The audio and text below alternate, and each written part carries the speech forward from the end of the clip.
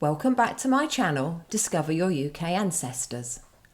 The 1939 pre-war register is a vital document that helps to fill in the census gap.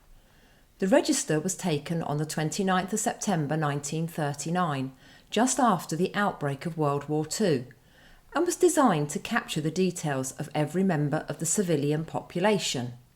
Initially, it was used to issue identity cards and ration books, and later on it was used for conscription, mobilisation and evacuation purposes.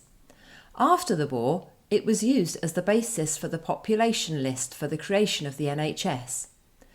It's not as detailed as the census, but since there is a gap in the census records, it is an excellent alternative.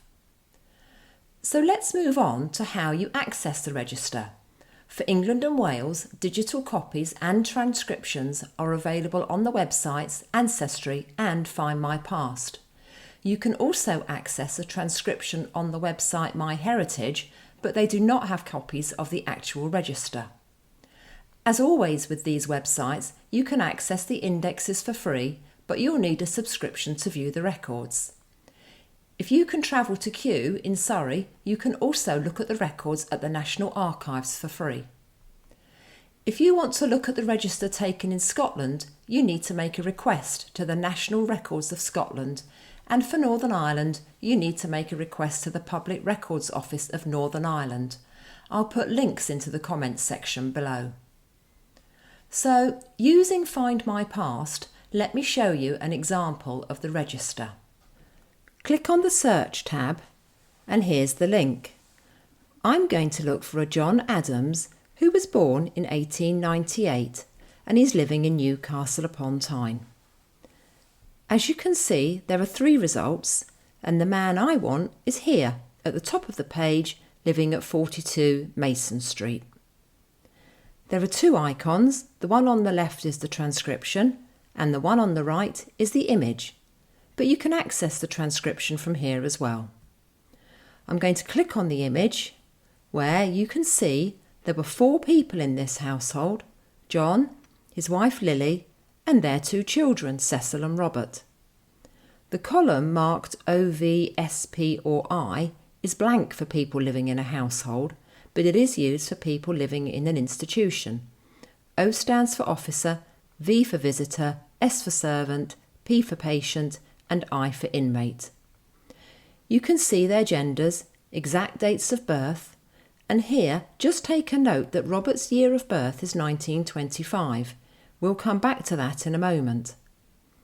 You can also see marital status. John and Lily are noted as M for married, and Cecil and Robert are noted as S for single. Take a note of marital status because I'll come back to this as well.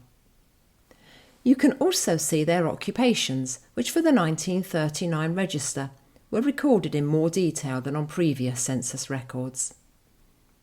Now let's move on to look at the transcription for John. And at the top I can see an AI-generated summary of the household, local area, and some other information for context. Scroll down a little to the transcription and we see that both Lily and Cecil are noted as widowed. This is odd because in my mind the digital copy was very clear. Lily was married and Cecil single.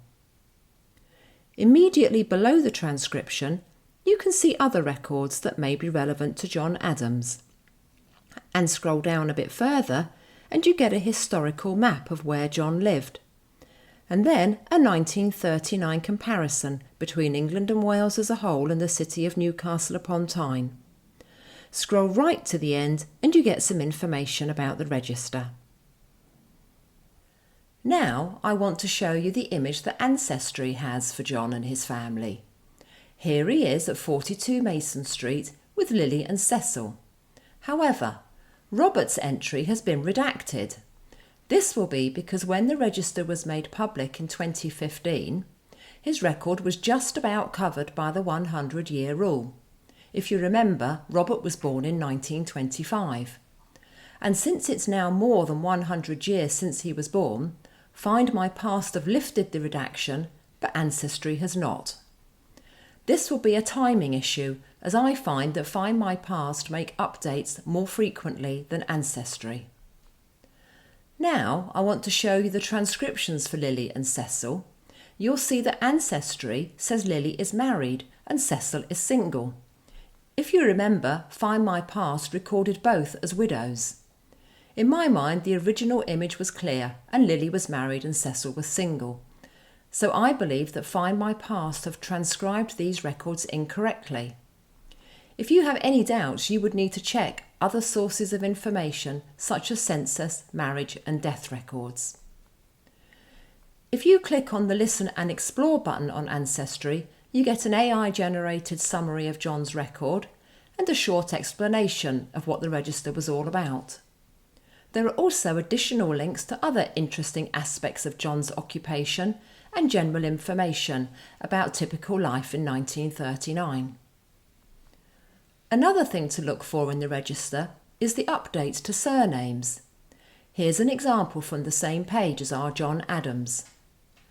Elsie Boyd is showing with a new surname of Wiseman, and Annie Patterson has a new surname of Wakenshaw. The likelihood is that these ladies have got married, and these are their new married names. These updates reflect the fact that the register continued to be updated with married names until the early 1950s. By the way, the number and codes in green refer to the date when the changes were made and the type of change. The register contained the details of 41 million people, which is virtually all of the population. But if you can't find the person you're looking for, there may be a few reasons why this might be. The most common is that they are listed, but their entry is redacted because they were very young in 1939 and they are still covered by the 100-year rule.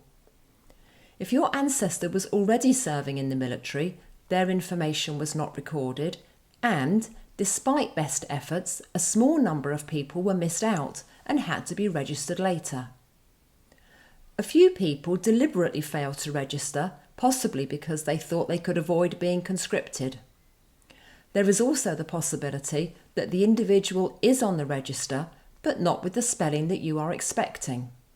The names in the register were copied by the enumerator from the household schedules, which were handwritten by the householders, so handwriting may have been misread. You should also keep in mind that over 1 million people had been evacuated by the time the register was taken, so people may be listed in an entirely different location and away from their family. Finally, a small number of the transcript books are known to be missing because they arrived too late at the Central National Registration Office. Hopefully this video has given you some good information. If you want to know more about the 1939 register, the National Archives website has a good document all about it, and I've posted a link to it in the comments section. I like to end my videos with my top 3 tips, which for this topic are: number 1, keep in mind that transcription errors can occur, so check the original image if you can. Number 2, pay close attention to the small details in records. And number 3, be flexible when searching for ancestors.